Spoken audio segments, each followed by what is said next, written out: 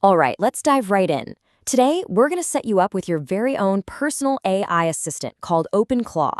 Just imagine having an AI that hooks right into your messaging apps, runs some seriously powerful tools, and does it all from your own computer. So let's get it installed. So the goal for the next few minutes is pretty simple. We are going to get a fully functional AI assistant up and running on your machine. This is going to give you the power to start automating tasks, get help with code. Really, the sky's the limit. You know, this quote from the community site really just nails the whole philosophy behind OpenClaw. This isn't about renting time on some big company's cloud server. Nope. This is about total ownership. It's your data, and you make the rules. Okay, so to get started, you basically got two main paths you can take. We're going to walk through both because the best one for you really just depends on if you want to get going as fast as possible or if you want a bit more control over the setup. So on one side, you've got the Llama launch method. This is by far the fastest and easiest way to do it. It automates pretty much everything. On the other side, we've got the Docker method. Now, this uses what's called a container to keep the whole application in its own little bubble. It gives you way more control, and it's awesome for experimenting without messing with the rest of your system. Let's start with the speed run, shall we? If you just want to see the magic happen and get up and running right now, the Llama method is for you. Seriously, you'll be ready to go in about 5 minutes. It really is just 3 steps. First, if you don't have it already, you gotta install a Llama with this one simple command. Second, you need an AI model. We really recommend one that's good at using tools, something like Qwen 2.5 Coder. You can just pull that down with a Llama pull. And then the final magic step, a Llama launch OpenClaw. That one command does everything. It installs OpenClaw, sets it up, and even starts a little wizard to help you finish. It's just brilliant. And believe it or not, that's it. Your own personal AI is now humming away in the background. A little interactive wizard will even pop up and walk you through connecting it to something like Telegram, so you can start chatting with your assistant from literally anywhere. All right, but what if you're someone who likes a bit more control, or maybe you want to play around in a totally safe sandbox environment? Well, for you, we have the Docker method. This is perfect for developers or anyone who wants a really clean, repeatable setup. This process is also super straightforward. First, you're going to clone the official OpenClaw code from GitHub. Next, you copy the example environment file to make your own personal config. After that, one single command, Docker Compose up, builds and starts everything for you. And finally, you can just run Docker PS to double-check that all the pieces are up and running smoothly.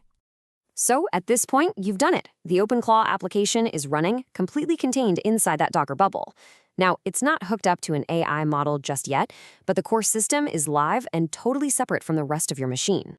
So whether you took the super fast Llama route or the controlled Docker path, you now have OpenClaw running. That's awesome. But now what, right? Getting it running is one thing, but setting it up correctly and securely, that's the really important part. And that brings us to the brains of the operation, the main configuration file. All of OpenClaw's power, everything from the AI models it uses to how it connects to the outside world, is managed right from this one central spot. You're going to find this file in your home directory inside a hidden folder called .openclaw.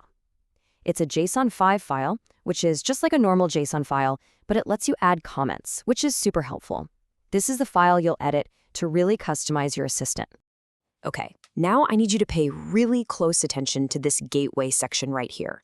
This part of the config file controls how your assistant talks to the network. And that little bind setting?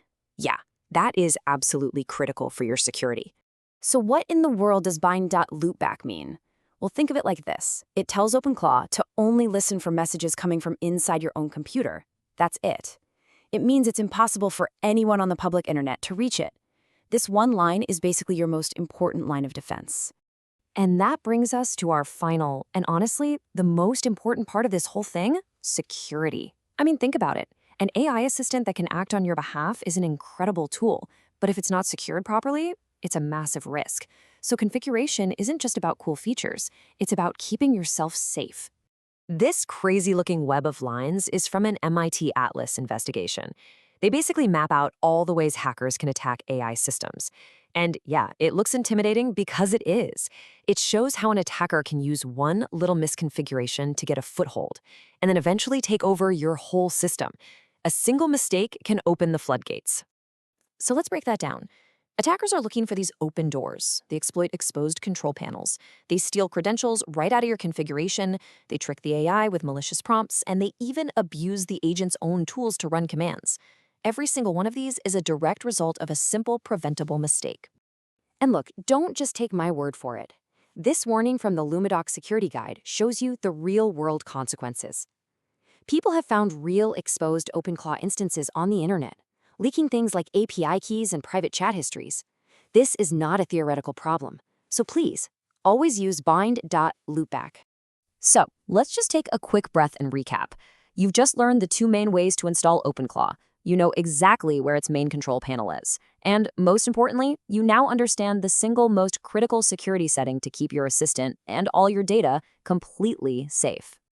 So there you have it. Your own personal AI assistant is installed, it's secure, and the foundation is officially set. The only real question left is, what are you going to build with it? What amazing things are you going to create and automate? The possibilities are just getting started.